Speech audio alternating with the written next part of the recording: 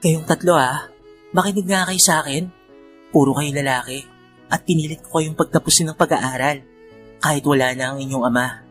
Halos maubos na rin ang pangkabuhayan natin.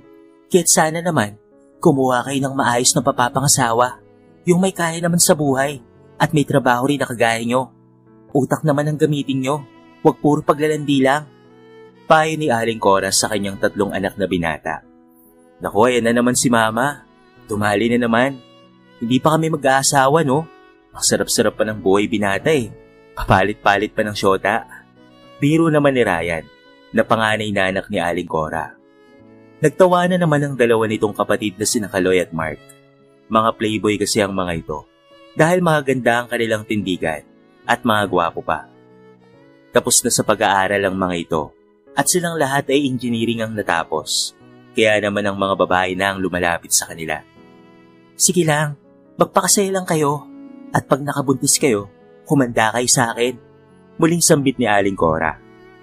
Ilang taong ding trabaho at pangbababae lamang ang inatupag ng 3 anak ni Aling Cora. Hinahayaan niya na lamang ito sapagkat ang mahalaga ay tuloy ang buhay. At ang kanyang sustento sa 3 ay lalong lumalaki. At sa ganoong senaryo ay masayang-masaya na si Aling Cora. Aba ma, mag-ipon ka naman. Hindi yung kung ano-ano ang binibili mo. Pag nag-asawa na kami, lilit na ang sustento namin sa'yo. Siyempre pamilyado na kami. Kaya habang binata pa kaming 3, ay mag-ipon ka naman ma. Ani naman ni Mark.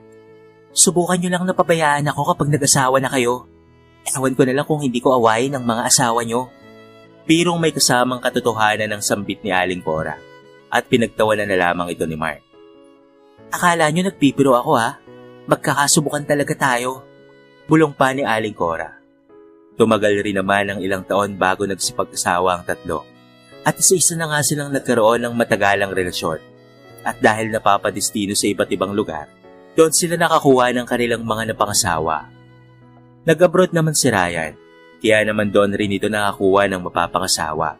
At dahil sila ay nasa tamang edad na, ay kanya-kanya na silang pakasal sa West. Nang umuwi nga ng bansa si Ryan, ay sa West rin ito nagpakasal. Dahil iisa ang kanilang katwiran sa buhay. Gastos pa akong magpapakasal ng grande sa simbahan. Lahat naman na ngayon ay suportado ni Aling Cora, basta't wag lamang mawawala ang sustento niya. Tahimik lang ito at nakikisama sa 3 anak niya. Pero ang panganay ni Aling Cora na si Ryan, mukhang kakaiba ang napangasawa. Taga malayong lugar ito. Mula pa sa bulubunduking lugar ng Abra ang pinanggalingan nito. Dahil nga hindi kilala ni Aling Cora ang pinagmulan ng lugar, hindi niya ito masyadong pansin at hindi niya ito paborito. Ang asawa naman ni Kaloy at Mark ay halos sa kabilang bayan lang nila ito nakilala.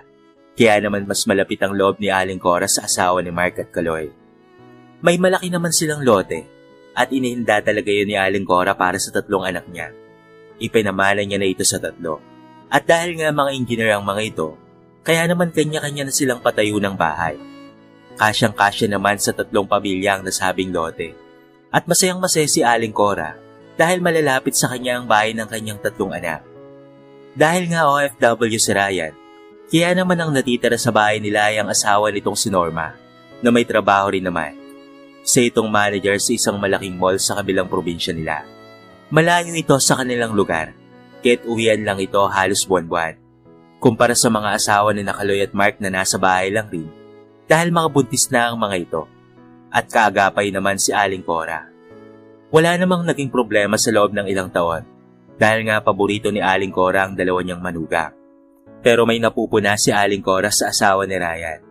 Ang tingin ni Aling Cora ay hindi gumaganda ang kabuhayan ng 2. Gayong OFW naman ang anak niyang si Ryan at may trabaho rin naman si Norma.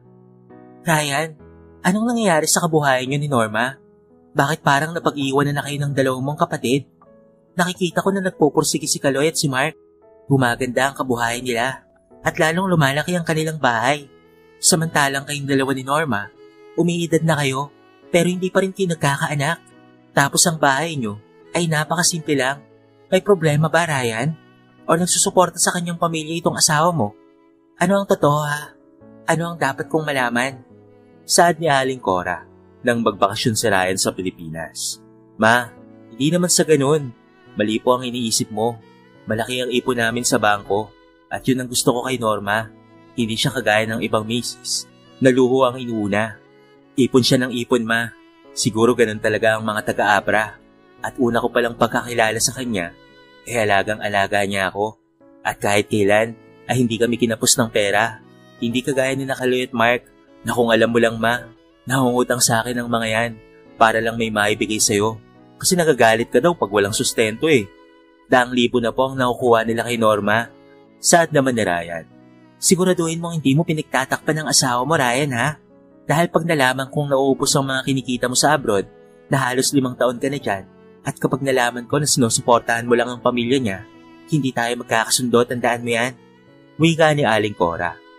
Tama nga si Ryan. Dahil nang nagkataong na aksidente ang anak ni Mark, agad na tumulong ang asawa ni Ryan at siya ang nagbayad ng hospital bill ng mga ito. At natuwa naman si Ryan dahil maaasahan talaga ang kanyang asawa pagdating sa mga emergency. Nagpasalamat naman si Mark dahil lagi nilang takbuhan ang asawa ng kanilang kuya Ryan na walang iba kung hindi si Norma. Pero hindi pa rin bilib si Aling Cora kay Norma. Mainit pa rin ang dugo niya rito. Kahit pa nag-aabot ito sa kanya buwan-buwan. Dahil para sa kanya, napakasimple ng pamumuhay ng dalawa at ang pakiramdam ni Aling Cora ay mayroon talagang mali. Dahil may edad na nga si Ryan, laging nakikialam si Aling Cora at sinasabi kay Norma na baka pwedeng pauwi na ang kanyang anak at nang magkaroon naman sila ng kahit isang anak man lang para hindi naman nakakaawa si Ryan pagdating ng panahon. Aba naman, Norma, baka naman pwedeng pagbakasyonin mo naman ang anak ko. Pauwiin mo na lamang ng Pilipinas ang anak ko. Marami naman na kayong ipon, hindi ba? Baka pwedeng pauwiin mo na siya. Pagtanda nyo, walang mag-aalaga sa inyo. Huwag niyong asahan ang mga anak ni Kaloy at pati na rin ni Mark dahil iba na ang mga kabataan ngayon. Pauwiin mo na si Ryan at magnegosyo na lamang kayo rito. Malawak pa naman ang lote nyo. Kayang-kaya niyong magtindahan o kung ano pa man para lamang hindi na umalis ang asawa mo ng bansa. Saad ni Aling Cora. Ma, huwag po kayong mag-alala. Napag-usapan na po namin yan ni Ryan. Baka po sa mga sumunod na taon ay bumalik na po siya ng Pilipinas. At sa Inay, huwag po kayong mag-alala sa amin. Ako po ay may mga pinag-aaral ng mga pamangkin. At sila po ay ulila na. Hindi naman po nila kami pababayaan. Yun po ang aming kinalakihan sa aming pamilya. Tulong-tulong po kami.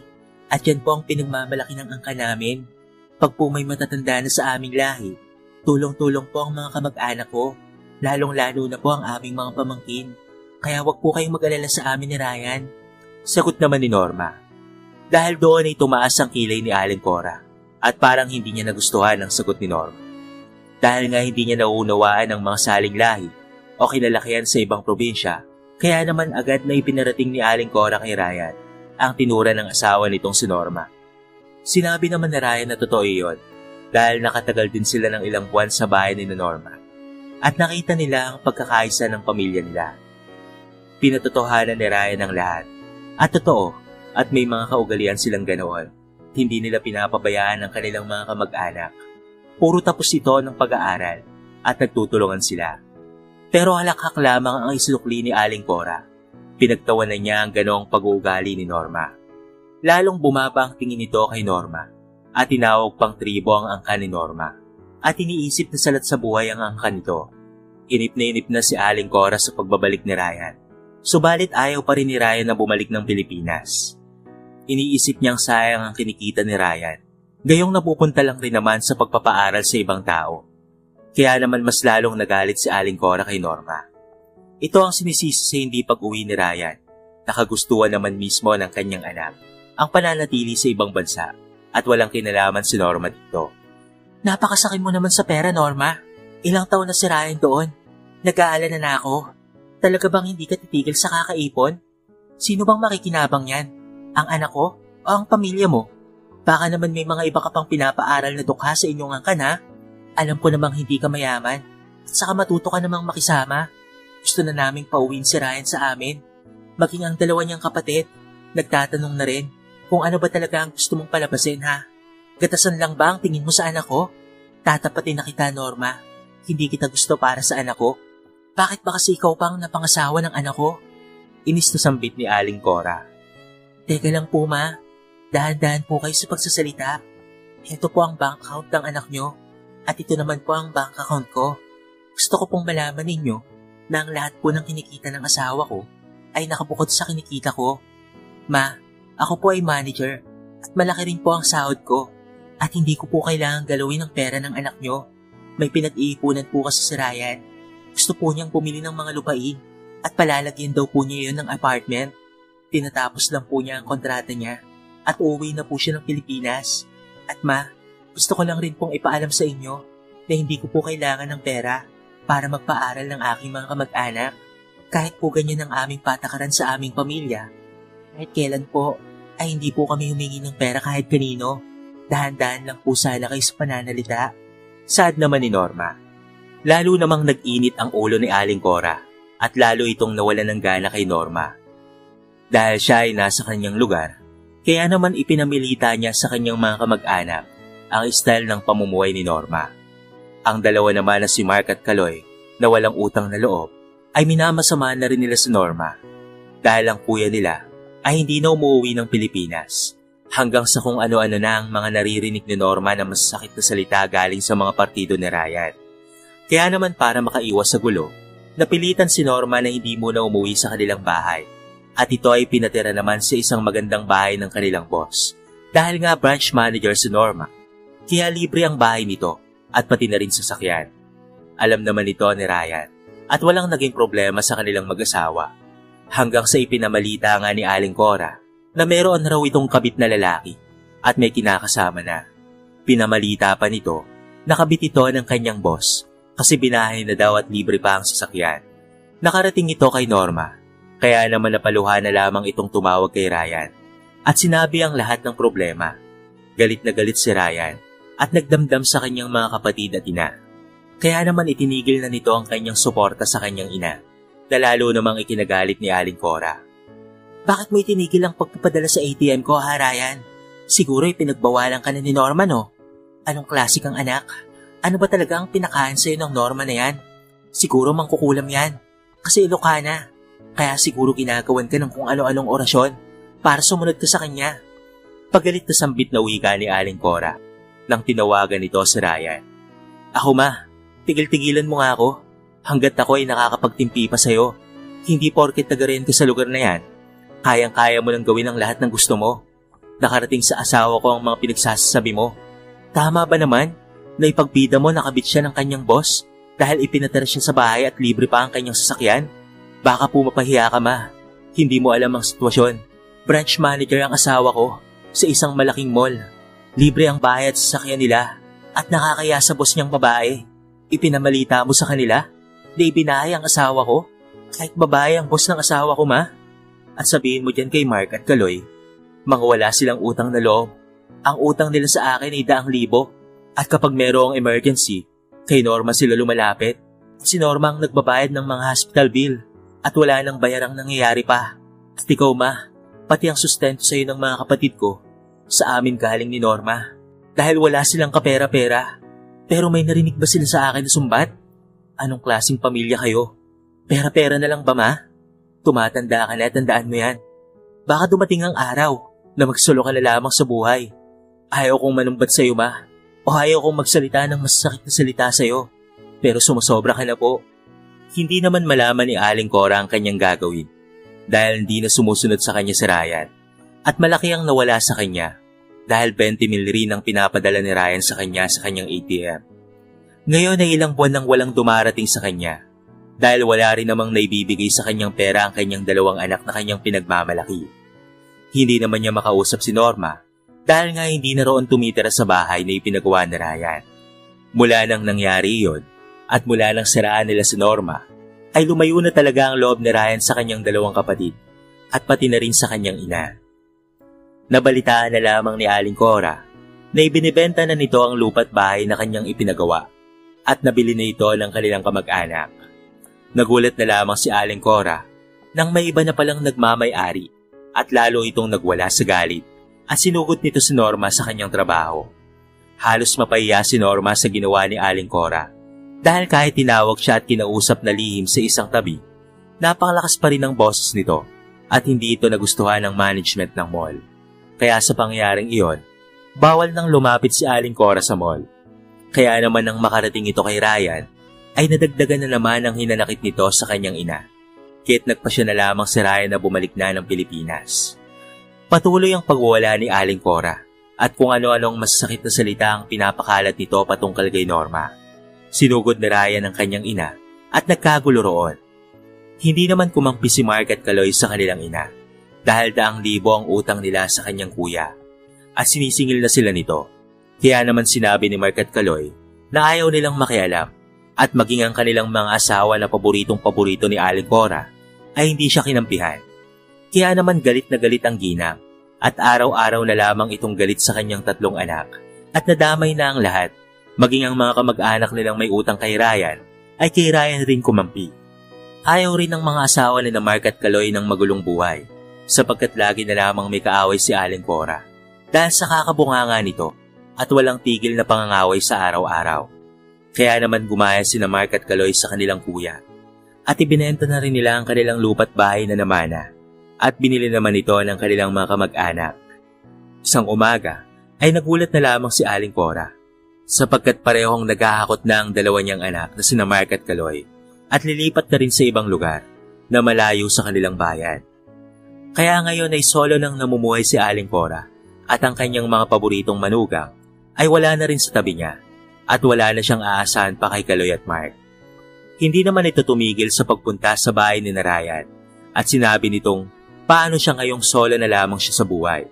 Sinagot naman ito ni Ryan na kung hindi dahil sa kanyang ugali ay baka kumpleto pa ang kanyang mga anak. Pero hindi na ito maunawaan ni Aling Cora at laging ang kanyang katuwiran ay siya ang tama at mali ang kanyang 3 mga anak. Dahil sa walang tigil na pagpunta ni Aling Cora sa bahay ni Ryan, walang nagawa si Ryan kahit pasabihin na naaawa siya sa kanyang ina. Nagpalipat ng destinasyon si Norma at sa lungsod ng Baguio na sila nanirahan. Dahil nga may branch doon ang kanilang mall, kaya naman si Norma pa rin ang nag-manage ng branch nila sa Baguio. At si Ryan naman ay nagnegosyo ng buy and sell at lalong gumanda ang pamumuhay ng mag-asawa. Lumuluha naman sa gabi si Aling Cora dahil isinisis niya ang lahat kay Norma. Ang lahat-lahat ng nangyari sa buhay nilang mag-iina na kung hindi daw dahil kay Norma, hindi magkakaganon ang buhay nila. Isang araw ay nagulat na lamang ang lahat ng mga kamag-anak ni Ryan nang malathala sa mga pahayagan at sa online na napakayaman pala ng pamilya ni Norma at hindi lamang siya simpleng branch manager. Isa rin pala siya sa mga nagmamay-ari nito at dahil doon ay napahiya si Aling Cora. Ang pera palang ginagamit nito sa pagpapaaral sa kanyang mga pamangkin ay ang perang minanapan niya sa kanyang mga magulang. Siya lamang ang nagpapaaral sa mga ito sapagkat ulilang lubos na ang kanyang mga pamangkin. Ate Cora, yun palang manugang mong si Norma? Napakayaman pala at isa pala siya sa may-ari ng mall. Bakit sabi mo sa amin noon na si Norma ang pinakamahirap mong manugang? Minamaliit mo pa nga yung tao, di ba? Naku, yari ka ngayon. Kaya pala hindi sila yumayaman sa panlabas na nyo, ay magaling palang mag-ipon ng pera si Norma at hindi ito kagaya ng asawa ni Mark at Kaloy na walang alam kung hindi ang manganak ng manganak lang. Paano ka ngayon yan, Ate Cora? Ang minamaliit mong manugang ay milyonarya pala. At nasaan na pala ngayon ang 2 mong paboritong manugang, Aber? Bakit ka nila iniwan? Nakakaawa ka naman, Ate Cora. Dahil sa ugali mo, ay nagkaganyan ang pamilya mo. Lalo na ikaw. Nagkaganyan ka dahil sa pag-uugali mo. Ikaw rin ang dapat sisihin. Masyado ka kasing sakim eh. Sad naman ang kamag-anak ni Aling Cora. Napatungo na lamang sa iya si Aling Cora. At tama nga ang sinabi ng kanyang mga kamag-anak. Ngayon ay nagsosolo na siya at nawala na ang kanyang 3 mga anak. Tinatawagan niyang pilit si Mark at Kaloy pero pinapatay na siya nito ng telepono dahil na rin sa sama ng loob ng mga ito sa kanya. Sinabi kasi ni Ryan na huwag na siyang bayaran ng pagkakautang ng 2 at alagaan na lamang nila ang kanilang ina. Dahil silang 2 naman ang mas malaking nakinabang sa pera ni Ryan. Pero ayaw ng 2 kapatid niya na sina Mark at Kaloy, maging ang kanilang 2 asawa, ay ayaw ding tulungan si Aling Cora. Kaya naman ngayon ay unti-unti siyang tumatanda na mag-isa. Sinabi naman ni Norma na hindi naman siya papayag na maging mag-isa na lamang ang kanyang biyanan. Nangako naman ito na kapag hindi na nito kaya, ay kukuha niya ito ng caregiver o private nurse at hindi niya ito pababayaan hanggang suling buhay nito. Kaya naman lalong minahal ni Ryan si Norma at lalo silang nagsumikap sa buhay para marami silang matulungan pa. Isang magandang biyaya nga ng Diyos ang nangyari sa kanilang mag-asawa dahil kahit menopause baby ay nagkaroon pa sila ng anak. Kay sarap ng buhay nila kasama ang kanilang anak na babae at punong-puno sila ng kasaganaan, katulong ang angka ni Norma. Halos nakakapagtrabaho sila ng ayos dahil sa napakaraming nagmamahal sa anak nila. Tuturuan rin nila ang kanilang anak na ituloy ang kanilang kinaugalian at ito ay ang pagtulong sa mga mahirap at sa mga kadugong walang kayamanan sa buhay. Hindi nagtagal ay humingi rin naman ng tawad si Aling Cora sa mag-asawa. Labis-labis ang pagsisisi nito at inaamin niya sa kanyang sarili na siya ang lahat ng may kasalanan sa lahat ng nangyari sa kanilang pamilya. Hindi naman ito natiis ni Ryan at Norma. Pinatawad nila ang kanilang ina. Nakikita rin naman nilang tunay nga ang pagsisisi nito sa kabutihang ipinapakita nito sa araw-araw. Siya na rin ang nag-aalaga sa kanyang apo at kahit naging masama siya noon, ay tinuturuan niya ito ng magandang asal, katulad ng itinuro niya sa kanyang anak noon na si Ryan noong ito ay bata pa. Hindi na naghahangad pa si Aling Cora na mabigyan siya ng yaman mula sa kanyang mga anak, sapagkat para sa kanya, sapat nang makasama niya ang kanyang anak dahil na-realize niya na mas mahalaga ang pagmamahal ng pamilya kaysa sa pagkakaroon ng maraming pera. Dito na nagtatapos ang ating maiksing kwento sa araw na ito. Anong aral ang inyong napulot sa ating kwento mga kabarangay? I-comment nyo naman sa baba ang inyong mga reaksyon at babasahin natin ang lahat ng yan. Kung bago ka pa lamang sa ating channel, baka naman pwedeng pakita ang subscribe button at bell notification button para palagi kang updated sa mga bago nating upload na katulad nito. So paano ka barangay? Hanggang sa muli, thank you so much and peace out.